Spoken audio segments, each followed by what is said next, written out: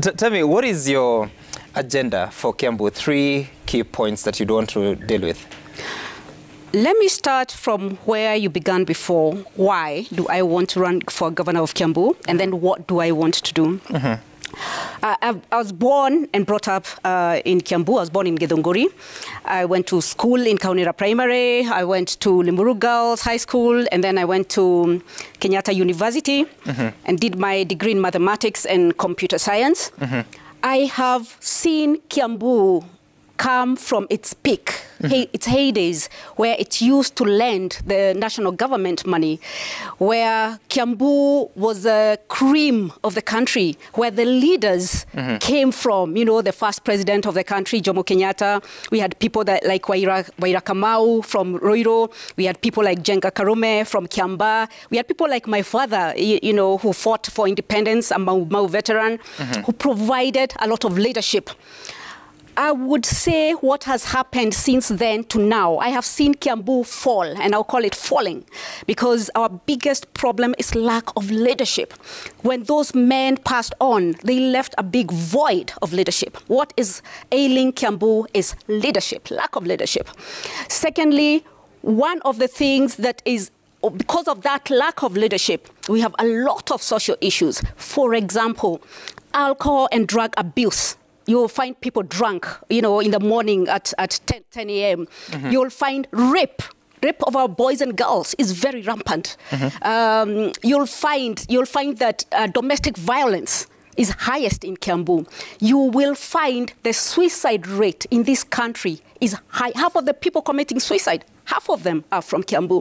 So Kiambu is ailing from social issues. Our social fabric is broken. So what do I want to do? I want to bring back leadership, the leadership that our founding fathers actually had and the kind of vision that they had. That is what I want to bring back to Kiambu. I have 3 pillars. The first one is addressing the social issues. Social is about people, is about quality of life. The second one is economic. The second pillar is economic. Economic is about creating opportunities for everybody. Our rate of unemployment is very high. It's about one of the top 3 highest in the country. Then the third one is about environment, water, sanitation, and environment. Almost all parts of Kiambu, 60 years after independence, have no water. I mean, what are we talking about? Then what was, you know, the independence about? And when you look at most of the towns, including Thika, Roiro, come to Githunguri, there is no sewer system. So when it rains, it floods all over. When it rains, kids don't go to school. So my third pillar is about water. It's about sanitation. It's about the environment. And then cross-cutting there, I want to leverage technology so that we can actually collect more revenue. We are only collecting 18% of the estimated internally generated revenue. We need to... Sorry? Own source revenue. Own source revenue, absolutely. We're only collecting 18%. I want to raise that. I want to leverage technology to raise that. And finally, the last cross-cutting pillar there is corporate governance. We need to be transparent and accountable to the people who elect us to these positions. It's their right to know how we use the resources of Kiambu. So you've enumerated these very serious social challenges. We're talking about suicide, maybe despair among the population, the gender-based violence. But those proposals that you bring, how do they speak directly to that, knowing that this is a political office that is governed by a set of rules and regulations? How do they directly impact on the people's lives? You can't separate politics and people's lives. I mean, they're people who put you in the office. So let me elaborate on that a little bit. When you talk about people and when you talk about social issues, we go a little bit deeper.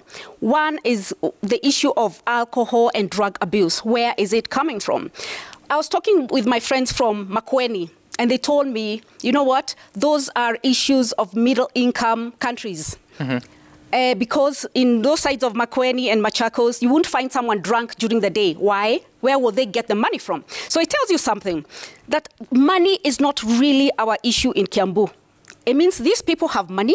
When you look at this person who's drunk at 10 o'clock in the morning, you can see they change their clothes. So there's somewhere they go and change. There's somewhere they go and eat. And there's someone who gives them money to drink. They must have some money, 20 bob, 30 bob, whatever. So one of the things is to see how do we start addressing the alcohol and drug abuse.